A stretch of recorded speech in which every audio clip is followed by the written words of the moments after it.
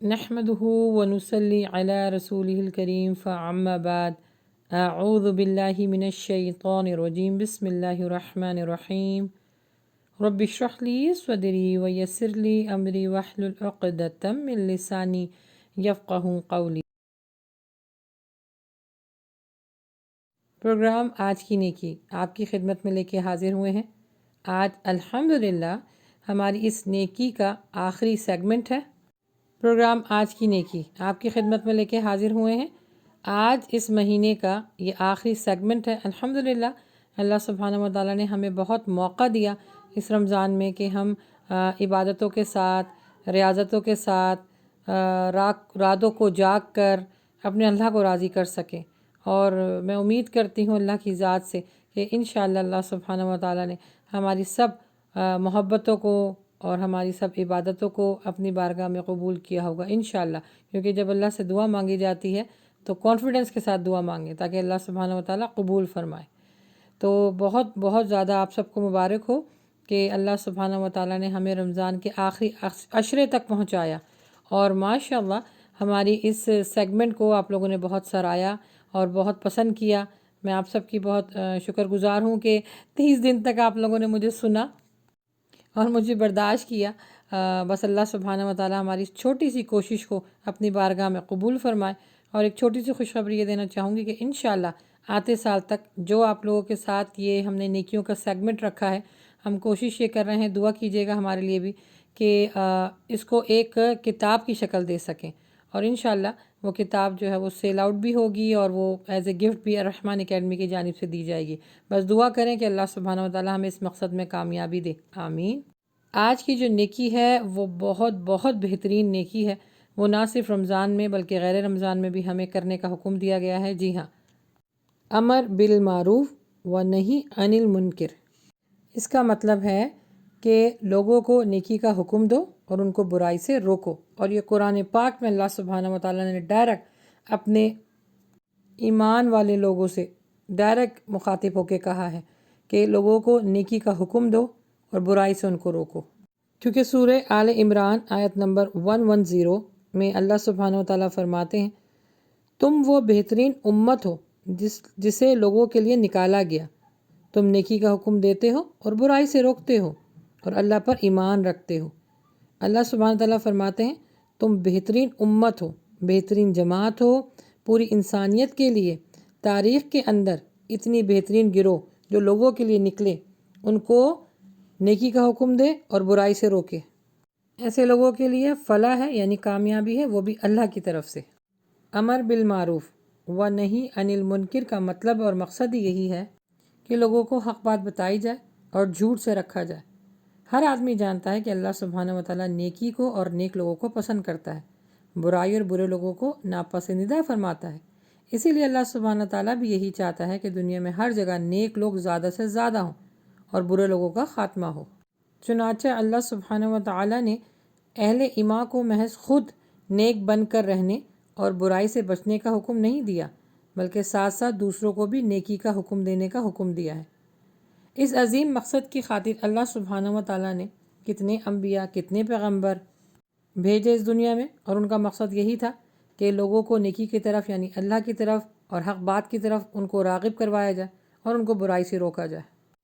اور یہ سلسلہ اللہ کے نبی صلی اللہ علیہ وآلہ وسلم پر ختم ہوا، اور اس کے بعد اللہ کے نبی صلی اللہ علیہ وآلہ وسلم کو، ان کی امتیوں کو، ان کی امت کو یہ اس چیز کا مکلف ٹھہرا دیا کہ اب تمہارا کام ہے لوگوں تک دین پہنچانا، نیکی کے لیے دعوت دینا اور برائی سے روکنا۔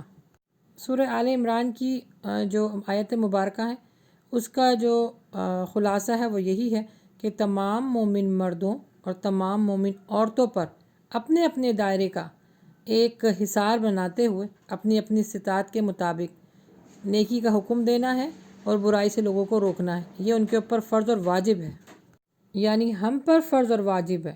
ہم اللہ کے نبی صلی اللہ علیہ وسلم کے امتی ہیں، تو ہمیں بھی وہی کام کرنا ہے جو اللہ کے نبی صلی اللہ علیہ وسلم کر کے گئے ہیں۔ ایک حدیث میں اللہ کے نبی صلی اللہ علیہ وآلہ وسلم نے فرمایا، تم سب ذمہ دار ہو اور ہر ذمہ دار کو اپنی ذمہ داری کے بارے میں جواب دینا ہوگا۔ جو شخص حکمران ہے وہ سارے لوگوں کی طرف سے جواب دے گا، مرد اپنے گھر والوں کی طرف سے جواب دے گا، غلام اپنے آقا کے بارے میں ذمہ دار اور آقا غلام کے بارے میں ذمہ دار ہوگا کہ یہ جو آپ کو کیٹیگریز بتائی جا رہی ہیں ان کو ایک دوسرے کو نیکی کے لیے دعوت دینی ہے اور برائی سے روکنا ہے۔ شریعت اسلامیہ نے اتنا خوبصورت یہ ضابطہ حیات بتا دیا ہے کہ ایک دوسرے کو جب برائی سے روکا جائے گا اور نیکی کی تلقین کی جائے گی تو سوچیں اس معاشرے میں کتنی زیادہ نیکیاں پھیل جائیں گی اور گناہ کم ہو جائیں گے۔ ذرا غور فرمائیے، اگر کسی گھر میں صرف ایک فرد ہی اس حکم پر عمل کرنے والا موجود ہو، خواہ مرد ہو یا عورت ہو، تو اس گھر کی اصلاح دیر یا سویر یقینی ہے۔ اور اگر دونوں فرد یعنی مرد اور عورت اس حکم پر عمل کرنے والے ہوں تو پھر یہ کیسے ممکن ہے کہ اس گھر میں برائی پنپ سکتی ہے؟ اور پھر گلی محلے میں بھی اس کے نتائج آپ کو صاف نظر آئیں گے۔ معاشرہ انہی افراد کے مجموعے کا نام ہے۔ سورہ توبہ میں اللہ سبحانہ تعالیٰ فرماتے ہیں، ایسے نیک عمل کرنے والوں کے لیے اللہ سبحانہ تعالیٰ کی رحمتیں ہیں، جنت کی بشارت ہے، بہترین امتی کہا گیا ان کو، اس کام کا اجر ہی اجر ہے۔ یقیناً ہم میں سے کوئی بھی مسلمان ایسا نہیں ہوگا جو دنیا کی اس لامحدود خیر و برکت اور آخرت کی بے حساب اجر و ثواب سے محروم رہنا پسند کرے۔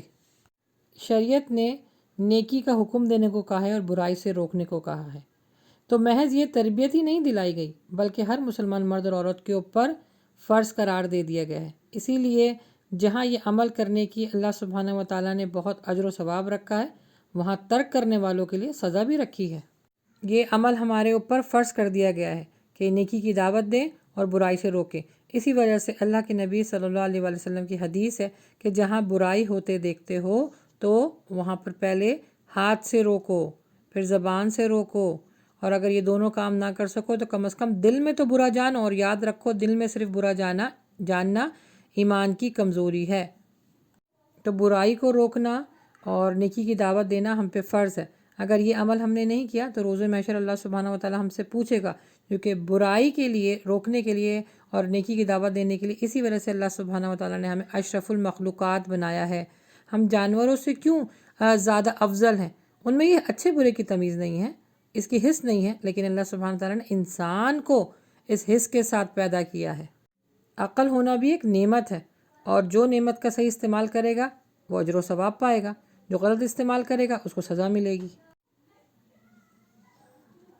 نیکی کو پھیلانے کے لیے اور برائی سے روکنے کے لیے بھی آپ کے پاس کم از کم 7 گر ہونے چاہیے، تبھی تو لوگ آپ کی بات سنیں گے۔ سب سے پہلے کہ اخلاص ہونا چاہیے، پھر کتاب و سنت کا علم ہونا چاہیے، حکمت کا پتہ ہونا چاہیے، صبر کرنا آنا چاہیے، کیونکہ جب آپ تبلیغ کے لیے نکلتے ہیں تو بہت سارے مراحل سے گزرتے ہیں اور اس میں اچھے برے لوگ بہت ملتے ہیں۔ پھر اخلاق سب سے بلند ہونا چاہیے، جیسے نبی صلی اللہ علیہ وآلہ وسلم کا تھا، نرمی ہونی چاہیے اور درگزر کرنا آنا چاہیے۔ یہ ساری کوالٹیز اور اس سے کہیں زیادہ اللہ کے نبی صلی اللہ علیہ وآلہ وسلم میں تھی، تبھی اللہ سبحانہ و تعالیٰ نے اللہ کے نبی صلی اللہ علیہ وآلہ وسلم کے لیے مقام محمود پر فائز ہونے کا عہدہ دیا ہے۔ تبلیغ کا کام کرنے میں کچھ ایسی غلط فہمیاں پائی جاتی ہیں جن کی وضاحت کرنا ضروری ہے۔ ان کو شیطان کی طرف سے وسوسے یہ آتے ہیں کہ لوگوں کو نصیحت دینے کا کیا فائدہ، کون سی لوگ ہماری بات سنیں گے۔ پھر دوسرا خیال یہ آتا ہے کہ دین میں تو زبردستی ہے ہی نہیں، ہم لوگوں کو کیسے نصیحت کر سکتے ہیں۔ پھر یہ بھی سوچتے ہیں کہ یہ ہمارا معاملہ تو ہے نہیں، یہ بندے اور اس کے رب کا معاملہ ہے، کون قانون یا مذہب اپنے ہاتھ میں لے۔ اس طرح کی سوچوں کو بالکل پیچھے چھوڑ دیجئے اور اللہ کے لیے آگے نکلیے، لوگوں کو نیکی کی دعوت دیجئے اور برائی سے روکیے۔ یہی ہمارے اوپر فرض ہے اور یہی آخرت میں نجات کا ذریعہ ہے۔ اور یہ بھی نہیں ہے کہ آپ لوگوں کو ان کے ہر مسئلے پہ پوائنٹ آؤٹ کریں اور اپنی اصلاح نہ کریں۔ نیکی ہمیشہ گھر سے شروع کی جاتی ہے۔ پہلے اپنی شخصیت میں اچھے اور برے کی، جائز ناجائز کی اور حرام اور حلال کی تمیز رکھیں، وہ بھی قرآن سے جانیں کہ کیا حلال ہے اور کیا حرام ہے، کیا نیکی ہے کیا بدی ہے۔ یہ جب تمیز آپ کے اندر پیدا ہو جائے گی تو آپ کے لیے کام کرنا آسان ہوگا۔